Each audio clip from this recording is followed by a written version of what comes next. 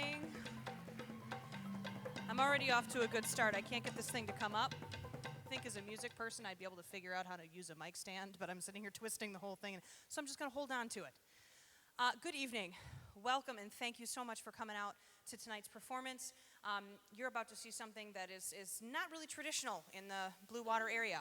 Our drumming ensemble meets every day first hour, and basically what we're geared at is kind of bringing you some musical diversity this evening, so we hope that you enjoy what we have for you.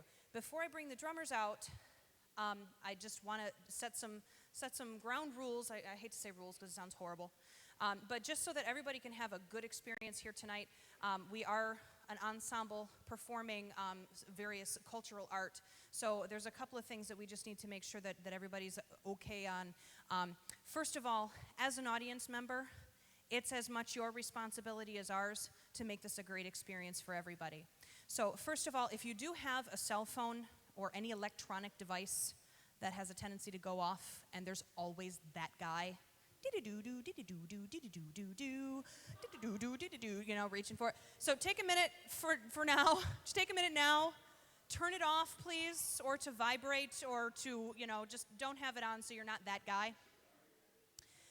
The next thing, as the drummers come out, I know that all of you here are here to support one or two or friends or loved ones or siblings or whatever. Please remember that we are an ensemble. We have worked as a group to prepare what we have for you this evening. Please refrain from shouting out individual student names. I'm going to say that one more time. I know.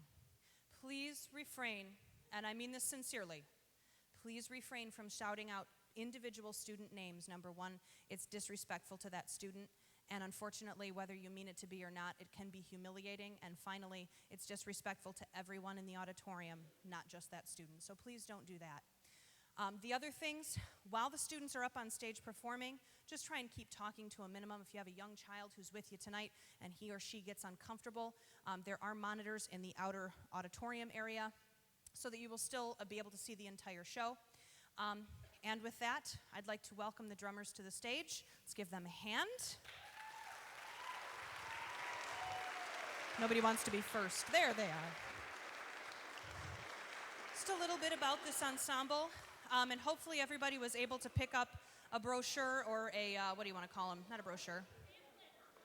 Program, thank you. See, again, music teacher, have no idea what I'm doing. Okay? If you were able to pick up a program, you'll notice that we have kind of an eclectic mass of music for you this evening. First of all, the first thing that's going to be happening is that these students, first of all, meet first hour every single day. All of these students have learned how to read rhythmic dictation, so they all are. They have a good understanding of rhythm as it is written musically. The first thing you're going to see is a student composition. You're going to hear me play various drum breaks. After every single drum break, there's going to be a new composition that is starting. Each of the students in the class composed their own part, and we're stringing them together as a whole medley of student compositions. So the first piece is composed entirely by the musicians. So, let's get her done.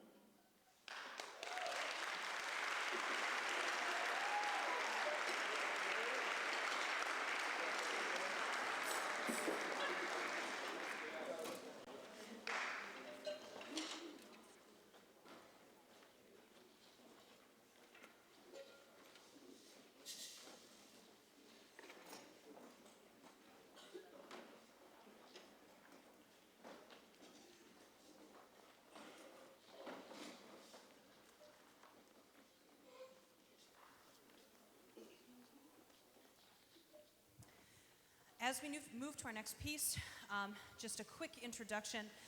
The lovely lady who is going to be joining us on stage in just a moment, her name is Lauren Brick. She's a good friend of mine. She studied African dance and drumming actually over in Ghana, Africa, where she got her bachelor's in ethnomusicology. The dance that you're about to see and the drumming that you're about to see is native of Ghana, which is a country of Africa.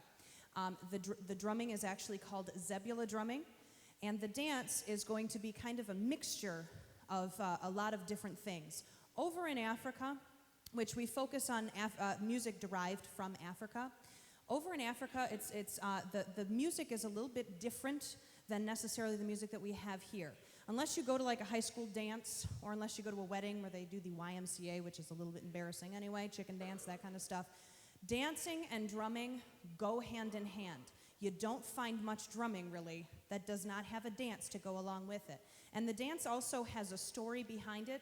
It's not only recreational, but it's significant to various life-changing events, weddings or funerals and stuff like that. So what Lauren is going to be demonstrating is several of the dances that she studied over in Africa, and she'll be doing the Ghanaian dance medley with the Zebula drumming.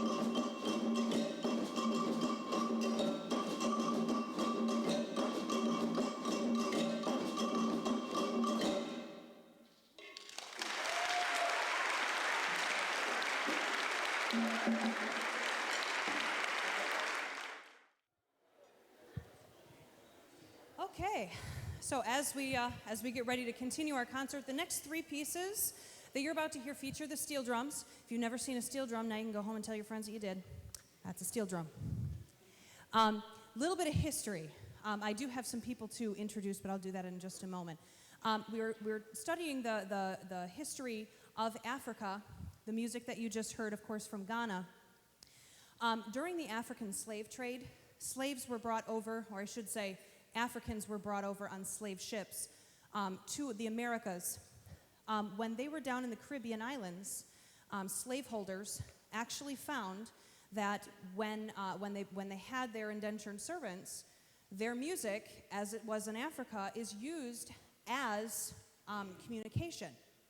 Well, for fear of mutiny among their slaves, all African music, or quote-unquote ethnic drumming, was banned all over the place, over here.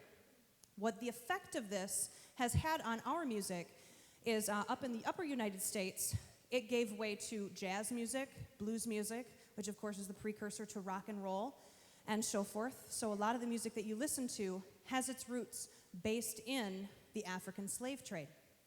Down in the Caribbean islands, when drumming was banned, the Africans had to find some kind of creative outlet and also had to find another way of communication.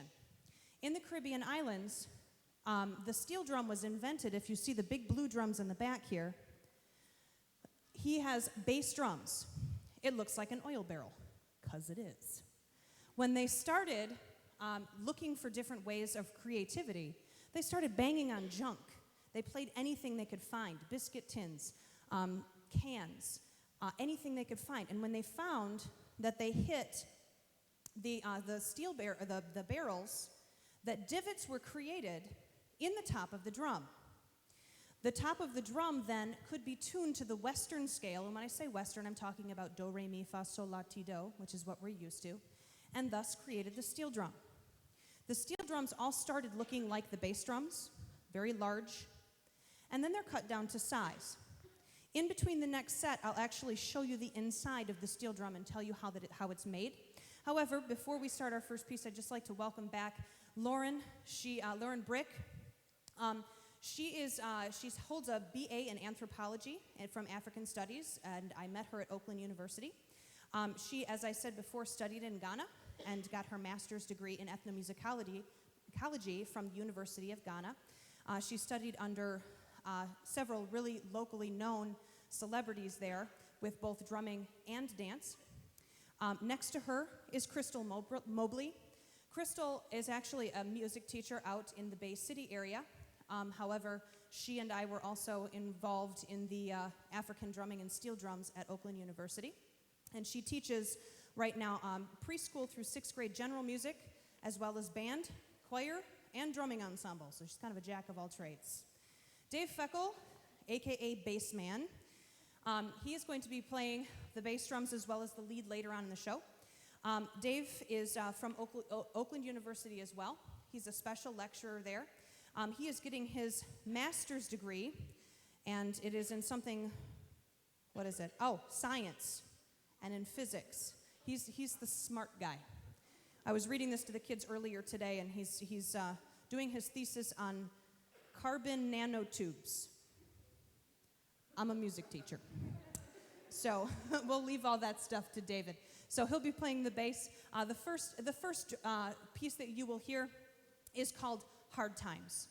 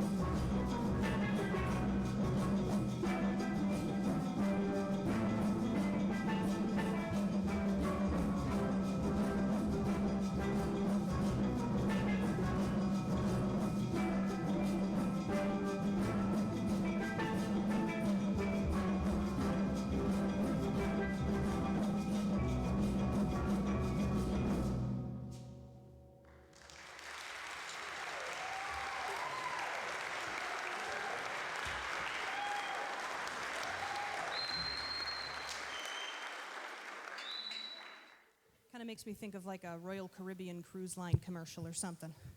So, the steel drum originated, it's the instrument of Trinidad Tobago, the island nation. Lauren's Vanna White. The inside of the steel drum, hopefully everybody can be able to see that. It's marked with all kinds of different divots. Basically what ended up happening is when the Africans started to bang on things, they noticed that different sounds and different timbres could be created by the different divots. Well, with human technology and brains, they figured how to tune the instrument to the Western scale. So basically, and you also see some Sharpie marker written in there, that is the notes. And it goes chromatically up a scale. That's why we can play the music that we have. All the drums that you see started out looking like the basses. The bass drums, if he just plays a couple of notes, obviously is the lowest drum. Each one of the drums has 3 divots on them. Go ahead, David. Okay, that's the lowest of the 3. The drums that you see me playing over there, I'm hiding in the back for those of you who know me. I'm kind of like, oh, if I make a mistake, I don't want people to know. So those are called the triple guitar. They are not the second lowest instrument. Actually, the second lowest instrument is called the quad. We don't have those up here today, but we do have the triple guitar. That's the second lowest. Crystal is playing what's called the double guitar. Lauren has the double lead, and then this small little fabulous drum right here is the lead drum. And the lower you go, it's more of a strumming instrument. The higher you go, it's more of a melodic instrument. So Lauren's been playing the melody the entire time. The rest of us have been kind of strumming. The next piece that we are going to play is called steel band music.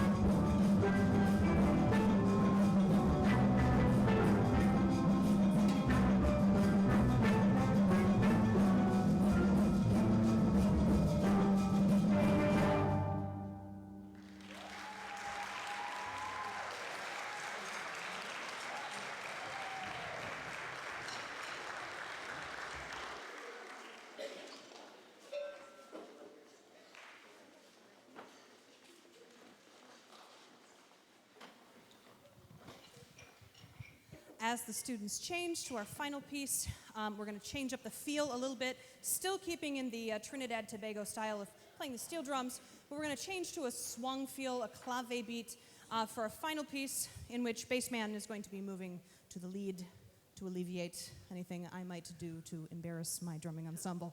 So the final piece, and by the way, thank you so much for being an awesome audience. You guys have been very respectful, and the students have been doing a great job and working really hard. So thank you so much for making this a great experience for our students. Our final piece tonight is, what is it called? Mambo Mindoro? Fantastic.